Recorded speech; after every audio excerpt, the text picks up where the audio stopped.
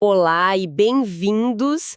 Hoje a gente vai mergulhar na resenha de um livro que, olha, parece saído de uma cápsula do tempo. Foi lançado agora, em 2025, e se chama As Travessuras dos Irmãos Pinga-Fogo e o Vira-Lata Piaba, da Elisete Arantes.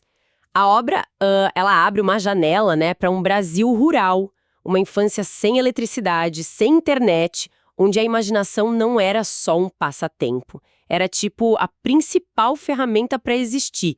E a questão que fica e que a gente vai explorar aqui é por que uma história sobre simplicidade e até sobre privações ressoa tanto com a gente agora? Essa é a pergunta fundamental, eu acho, especialmente hoje. A resenha sugere que o livro é quase um documento antropológico de uma forma de felicidade que talvez a gente esteja esquecendo. Não é só nostalgia, sabe? É uma investigação do que realmente constitui uma vida rica. E a resposta que a autora dá é, no mínimo, surpreendente. Ela nos faz questionar o valor que a gente dá para as coisas. Então vamos começar pintando esse cenário. A resenha nos leva para um sítio humilde, ruas de terra, tudo rodeado por lagoas. E é nesse universo que a gente conhece os 5 protagonistas, os irmãos Pinga-Fogo. Apelido que ganharam pela energia que não acabava nunca. E os apelidos já dão o tom, né? Muca, Beba, Dei, Banana e Bolacha. E claro, o 6º membro do bando, o cúmplice de 4 patas, o vira-lata Piaba. Um elenco de personagens que parece saído das melhores crônicas brasileiras, né? E a estrutura familiar é o pilar de tudo. A gente tem o pai, seu Bill, um homem da roça trabalhando de sol a sol para pôr comida na mesa. E a mãe, a dona Zoca, que a resenha descreve como o centro da casa, assim, administrando o lar e os 5 pinga-fogos com uma mão firme, mas também com um afeto enorme. E essa mão firme é um ponto que me chamou a atenção. A resenha fala da disciplina severa, as crianças andando 4 quilômetros a pé para a escola, e cita até o uso do cinturão de couro. É um detalhe pesado, quase chocante para os padrões de hoje. Como que a autora consegue equilibrar essa dureza com a ternura que você falou, sem a história ficar, sei lá, sombria? Essa é a grande força da narrativa segundo a análise. A autora não romantiza a pobreza. E essa honestidade é o que dá credibilidade para a história. A vida era dura, ponto, não tem filtro. Mas o que a resenha destaca é que essa dureza não era a totalidade da experiência. Ela coexistia com um amor muito profundo, com gestos de delicadeza. A mesma mãe que era rigorosa na educação era a que à noite cantava canções de ninar para as filhas dormirem. Esse retrato complexo, sem ser preto no branco, sabe, mostra que o afeto e a dificuldade não se excluíam. Eram tipo 2 faces da mesma moeda daquela realidade. Entendi. A vida era dura e cheia de amor ao mesmo tempo. Exatamente. A ausência desse verniz cor-de-rosa que torna tudo mais real. E é nesse cenário de realidade crua que a imaginação vira protagonista.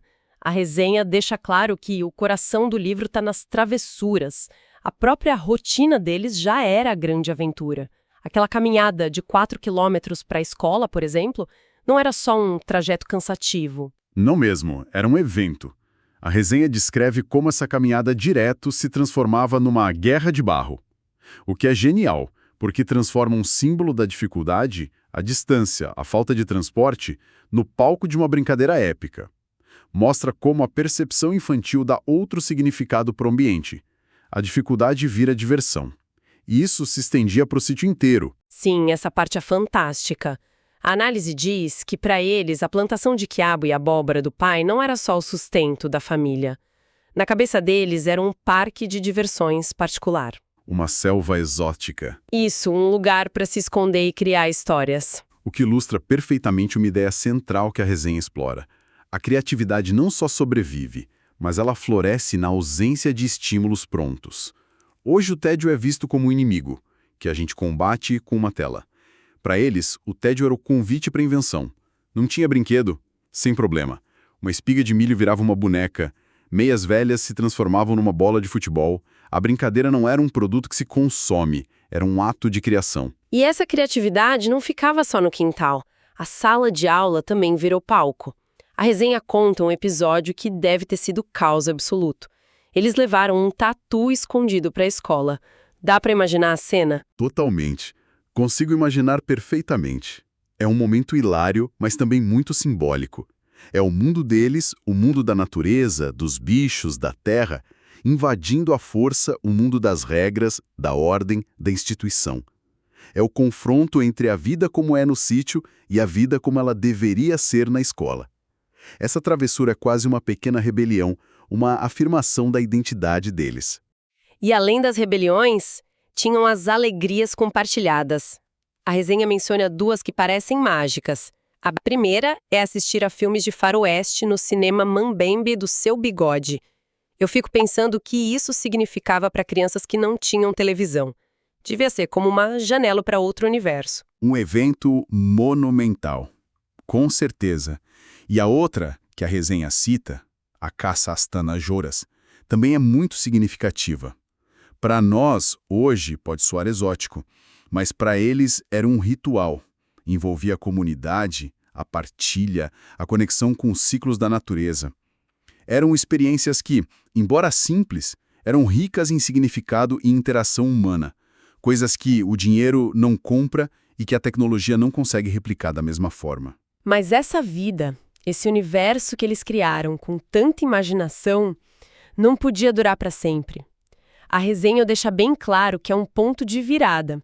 O momento em que a realidade do mundo adulto começa a invadir esse paraíso imperfeito. Sim, e essa invasão acontece em duas frentes. A primeira é mais lenta, gradual. É a chegada do que a gente chama de progresso. Primeiro a energia elétrica, depois a água encanada e, finalmente, o grande divisão de águas daquela geração, a televisão. A resenha aponta que essas novidades chegam justamente quando os irmãos estão entrando na adolescência. O mundo de fora estava mudando e o mundo de dentro deles também. A televisão, em particular, deve ter mudado tudo. A selva exótica no quintal talvez tenha começado a perder o brilho diante das imagens que vinham de tão longe. Exatamente. A tela oferece um universo pronto, que não exige o esforço da criação. É uma mudança sutil, mas profunda. Mas a resenha aponta que essa transição não foi o golpe final. O verdadeiro fim da inocência, o evento que quebra essa magia de forma definitiva, é algo muito mais brutal e trágico. É a história da morte do Piaba, o cachorro. A resenha descreve a cena com um peso enorme. Por suspeita de que o cão estivesse com raiva e com o medo de que ele pudesse atacar os filhos, o seu Bill toma a decisão de sacrificar o animal. Ele mesmo atira no cachorro. A análise classifica a cena como devastadora. Eu fiquei realmente impactada com a coragem da autora de colocar um momento tão violento e doloroso no centro de uma história que até então era cheia de humor, de leveza. Por que você acha que essa cena é tão crucial para a obra? O que ela representa? Porque ela é o ponto de não retorno. A morte de Piaba, da forma como acontece, não é só a perda de um animal de estimação. É a perda da inocência encarnada. Pensa no simbolismo. O pai, seu Bill, que sempre foi o provedor, a figura de proteção, ele é forçado pela dura lógica do mundo adulto a se tornar o agente da maior dor dos filhos. Ele destrói uma parte do mundo mágico deles para protegê-los no mundo real. É o paradoxo da vida adulta invadindo a infância. A dura realidade se impondo sobre a fantasia. De forma irrevogável. Aquele quintal, que era um lugar de alegria e segurança, se torna o palco de uma tragédia familiar. É o momento em que as crianças entendem que o amor dos pais não pode protegê-las de toda a dor do mundo.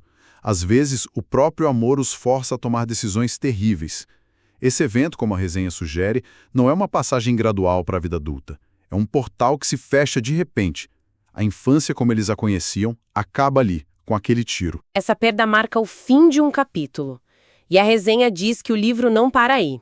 Ele nos mostra o que acontece depois, num epílogo que parece ser o coração da mensagem da autora, chamado Lições para o Resto da Vida. Sim, há um salto no tempo, e a gente encontra os irmãos Pinga-Fogo já adultos. E a transformação é completa. Eles venceram na vida segundo os padrões convencionais.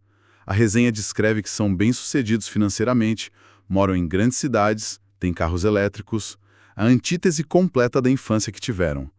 Levam os próprios filhos para passar férias na Disneylândia.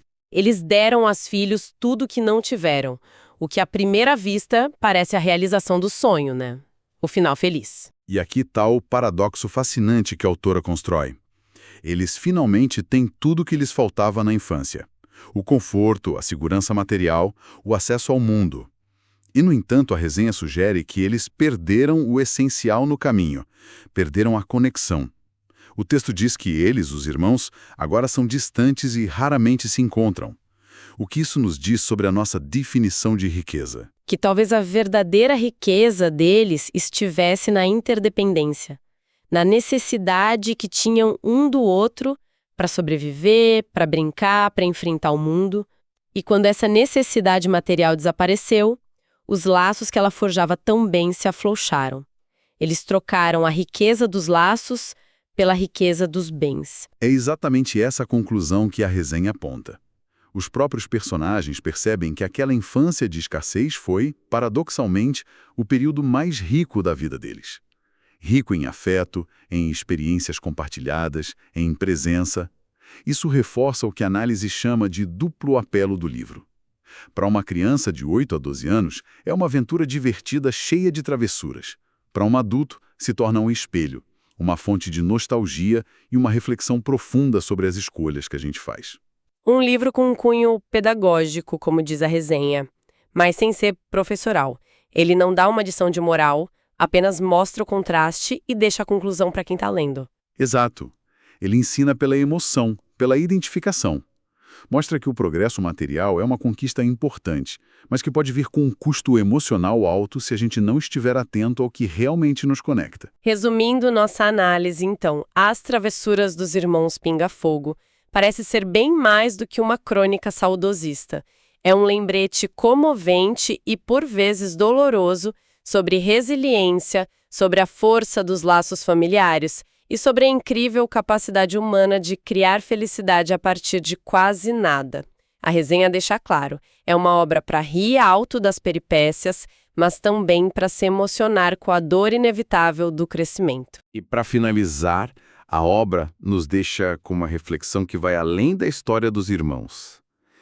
Ela nos convida a olhar para as nossas próprias vidas. O livro documenta as riquezas que um certo tipo de progresso inevitavelmente apaga. Ao ganharmos conforto, eficiência, conexão digital, quais quintais mágicos e guerras de barro estamos perdendo sem nem perceber? Com toda a nossa tecnologia e estímulos, que tipo de memórias realmente duradouras estamos construindo? Ao preencher cada segundo de ócio com um clique, que tatus na sala de aula a gente deixa de inventar? Fica a reflexão sobre o que o progresso nos dá, mas também sobre o que, silenciosamente, ele pode nos tirar.